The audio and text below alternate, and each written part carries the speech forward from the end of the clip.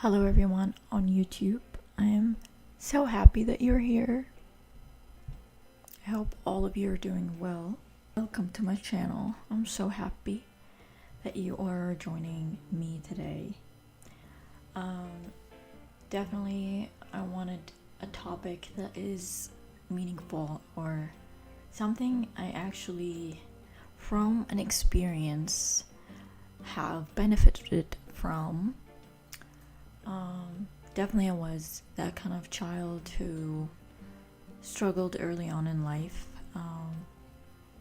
had so much struggle, anger, anxiety, distrust, all of it, and I'm still healing, by the way. I'm not perfect, but those books were like a guiding light in my healing journey. Before reading them, I was kind of open to healing more, and there they were basically. And I've read kind of handfuls of books. They were all helpful, but for me, those were the openers, heart openers basically. And yeah, let's just share them. I'm not gonna make this introduction that long. You want the goods, right? First book that was on my recommendation list. So basically, just to give you an idea, I'm recommending 3 books, 1 podcast. This is how easy it is. And if you can't afford books, you don't feel like reading, you can listen to the podcast that I'm gonna mention towards the end. We're starting with those books. First book is, I'm gonna introduce it to you. It's A Fearless Heart by Thupten Jungpa. I'm butchering this amazing writer name.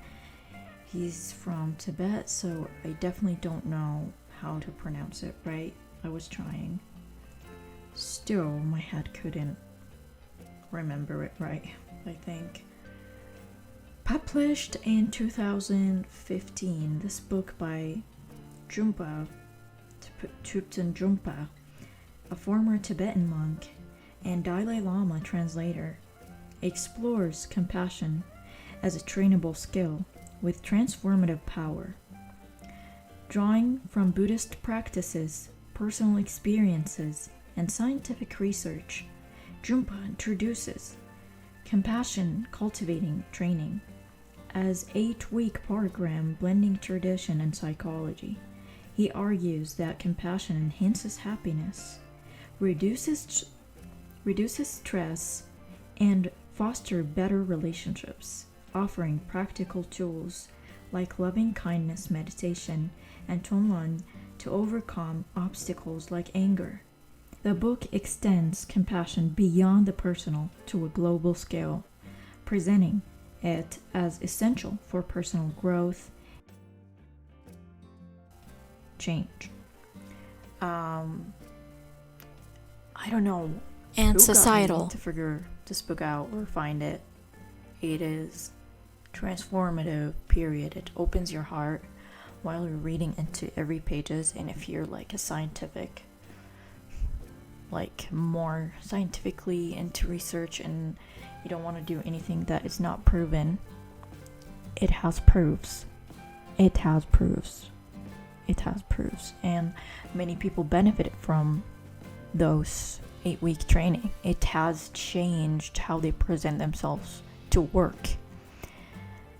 And it's basic. I feel like those remind us to be in our body,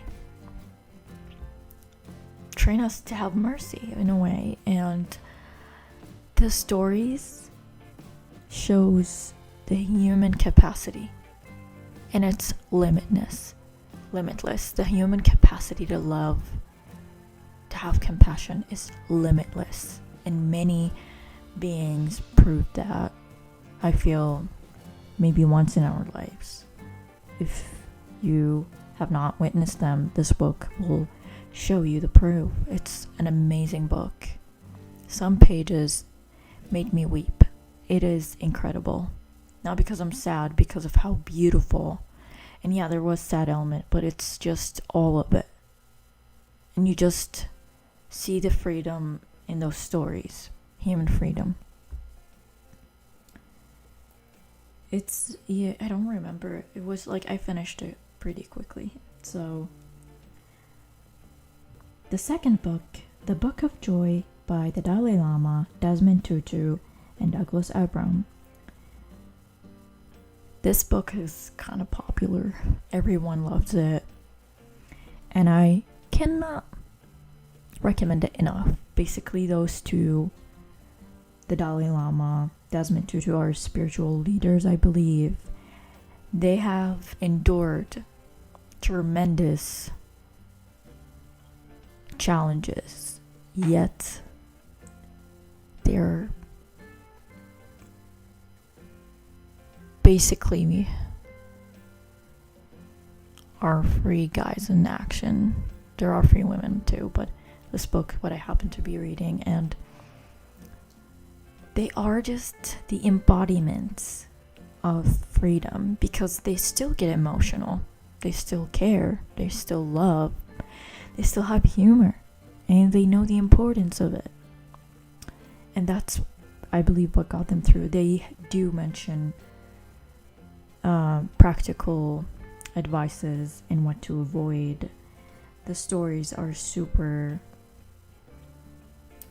eye-opening. Like, they're eye-opening. The stories are amazing. So I'm gonna just give you an overview of it. This 2016 book captures a week-long dialogue and dharamsala between the Dalai Lama and Desmond Tutu, celebrating the former's 80th birthday. It delves into finding lasting joy amid inevitable suffering, emphasizing that joy stems from within, not external conditions. They identify 8 obstacles, example, fear, loneliness, and 8 pillars of joy, example, forgiveness, gratitude. Illustrated by personal stories like Tutu's apartheid struggles and the Dalai Lama's exile, combining Buddhist mindfulness, Christian love, and practical exercises, example, gratitude practices. The book offers a universal roadmap to joy through connection and service, exemplified by their playful, wise friendship. Exactly. And I have to say that the stories here too is also a great example to human capacity to love, to think about others, to include, and of good courage and strength that we actually need. And a wonderful book, fun book, liberating one. And the third recommendation is more a poetic book and story. So it is called The Way of Forgiveness by Stephen Mitchell, released in 2019-2020. This book reimagines the biblical story of Joseph as a poetic narrative infused with Zen wisdom. Mitchell traces Joseph's journey from betrayal by his brothers to slavery, imprisonment, and eventual rise as Egypt's viceroy, culminating in his forgiveness of them during a famine. The central insight is that true forgiveness realizes there is nothing to forgive, reframing suffering as a path to growth. With vivid prose and meditative asides, it blends Jewish storytelling and Zen philosophy, offering universal lessons on acceptance and liberation that resonate beyond its religious roots. So I feel that is definitely one of the most sensual and poetic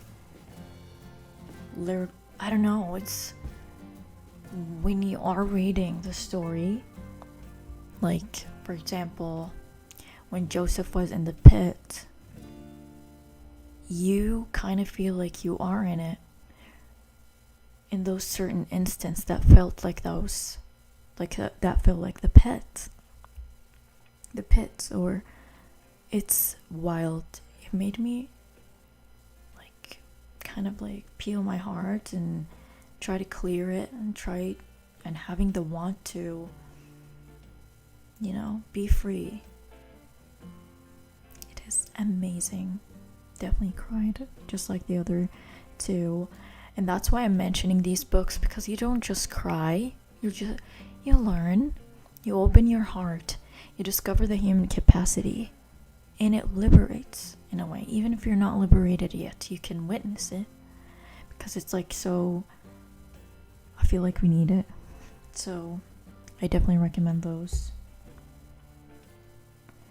And my last recommendation is going to be a podcast, like I mentioned. It's called Hard Wisdom with Jack Kornfield. This bi-weekly podcast, hosted by Buddhist teacher and psychologist Jack Kornfield, reflects themes from his book, The Wise Heart, drawing on his monastic training and critical background.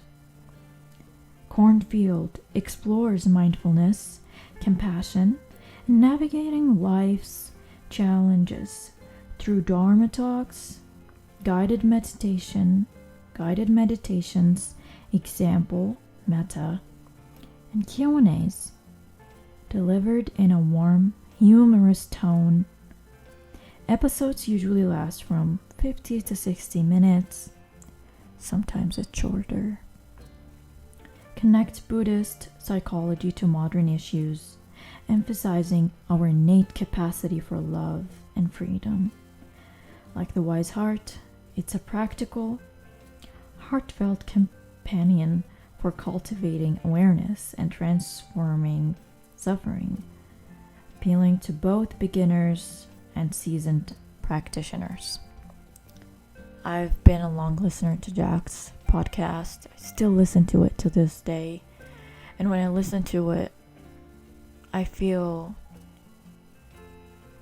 like I'm being hugged. Like I feel safe. I feel great. It's sitting, like, listening to Jack feels like you're sitting in a camp and there's bonfire and he's that wise guy.